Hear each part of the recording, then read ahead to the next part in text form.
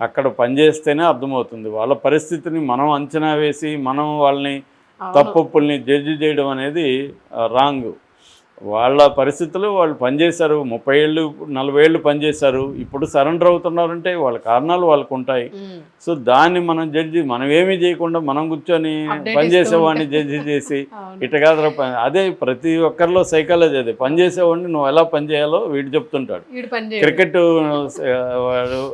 క్రికెట్లో ఆ ball కొట్టుండకూడదు sir అంటాడు, అక్కడ చివరిలో బాల్ ఇసిరేస్తుంటాడు కదా పిల్లోడు. అదే సచిన్ అన్నాడు, ఆ బాల్ సచిన్ తన్నా అంటావు, మీరు ఆ బాల్ కొట్టుండకూడదు సార్ అని. అరే అంటే వాడు గైడ్ చేస్తాడు ఎలా చేయాలో, గేమ్ ఎలా ప్లే చేయాలో ఇతను చెప్తుంటాడు. కాబట్టి ఇది సహజమే. వాడికి బాల్స్ ఏ బాల్ కొట్టాలా ఏ బాల్ కొట్టాలి సెకండ్స్లో అతను నిర్ణయాలు తీసుకోవాలి. అతనికి ఉండే టెన్షన్లు ఉంటాయి అతనికి.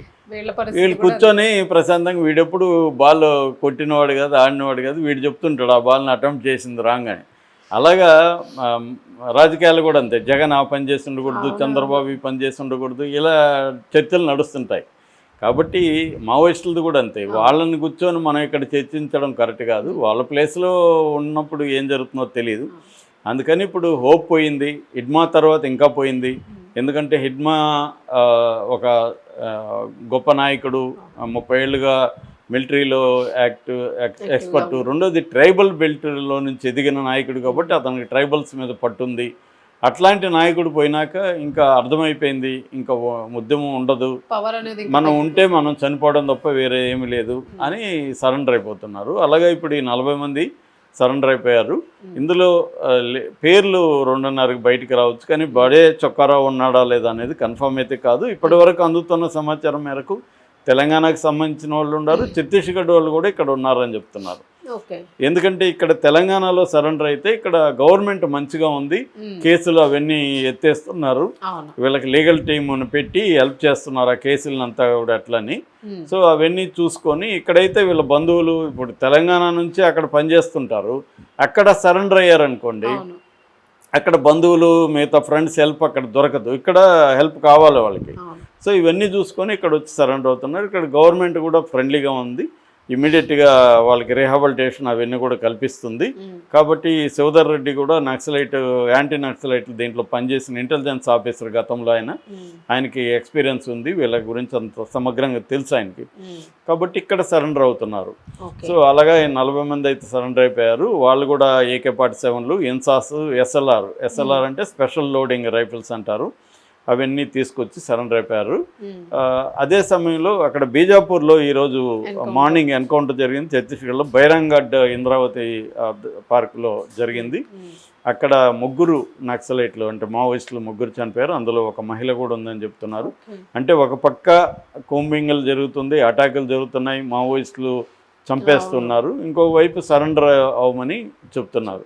సరెండర్ కాలేని వాళ్ళు, లేకపోతే సరెండర్ అవ్వకూడదు పోరాటం చేయాలనుకున్న వాళ్ళని చంపేస్తున్నారు. ఇంకా మనకి ఉన్నది గణపతి ఉన్నాడు, ఆయన ఉన్నా లేనట్టే, ఎందుకంటే 76 ఏళ్ళు ఆయనకి, ఆయన ఉద్యమాన్ని గైడ్ చేసే పరిస్థితి లేదు. అసలు ఈ మధ్యకాలంలో ఆయన అసలు ఉన్నాడో లేదో డౌట్లు వస్తుంది, ప్రకటన లేదు, ఏమీ లేదు.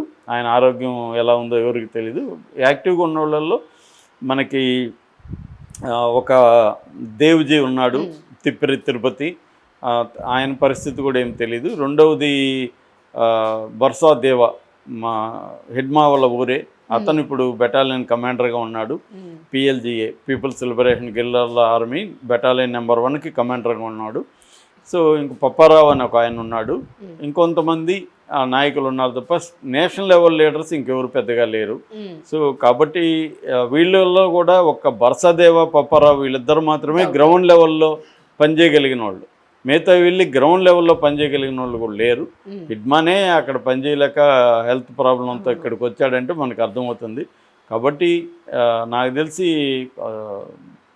వద్దు మనం చనిపోవడమో పోరాటమో ఇదే కావాలనుకున్న వాళ్ళు చనిపోతున్నారు, లేదు ఇంకెట్లా జరగదు కనీసం మనం ప్రాణాలతో ఉందాం అనుకునే వాళ్ళు సరెండర్ అయిపోతున్నారు.